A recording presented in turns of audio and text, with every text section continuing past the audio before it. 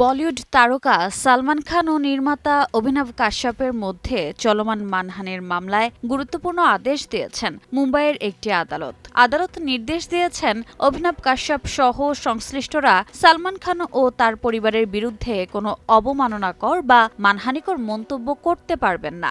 ভারতীয় সংবাদ মাধ্যম থেকে জানা যায়, আদালতের এই আদেশ তাৎক্ষণিকভাবে কার্যকর হবে। রায়ে বিচারক পিজি ভোসলে স্পষ্টভাবে বলেন, মত প্রকাশের স্বাধীনতা কাউকে অপমানজনক বা ভীতিকর ভাষা ব্যবহারের অধিকার দেয় না। আদালতের পর্যবেক্ষণে আরও বলা হয়, অভিনব কাশ্যপের মন্তব্য এবং কোমল মেহরু ও খুশবু হাজরের সাক্ষাৎকারগুলো পরবর্তী নির্দেশ না দেয়া পর্যন্ত পোস্ট, রিপোস্ট, প্রচার বা পুনঃপ্রকাশ করা যাবে না। সব বিবাদী আদালতে হাজির হয়ে নোটিশের জবাব না দেয়া পর্যন্ত এই নিষেধাজ্ঞা বহাল থাকবে।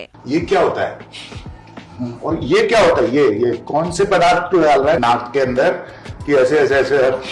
মামলার সূত্রপাত বলিউড ঠিকানা নামের একটি ইউটিউব চ্যানেলে প্রচারিত একাধিক ভিডিও সাক্ষাৎকার থেকে। অভিযোগ অনুযায়ী 2025 সালের সেপ্টেম্বর থেকে ডিসেম্বর পর্যন্ত প্রকাশিত 26টি ভিডিওতে সালমান খান ও তার পরিবারের বিরুদ্ধে মানহানিকর মন্তব্য করা হয়। दिल्ली का छोकरा है, दिल्ली का गुंडा है, इसको 40-80 बॉडीगार्ड लगते हैं अपनी शूटिंग पे जाने के लिए। সালমান খানের পক্ষে ডিএসকে লিগ্যাল আদালতে আবেদন করে জানায়, এসব মন্তব্য তার ব্যক্তিগত ও পেশাগত সুনাম মারাত্মকভাবে ক্ষতিগ্রস্ত করেছে। তাই অভিযুক্তদের বিরুদ্ধে স্থায়ী নিষেধাজ্ঞা এবং সুনামের ক্ষতিপূরণ হিসেবে 9 কোটি রুপি দাবি করা হয়েছে।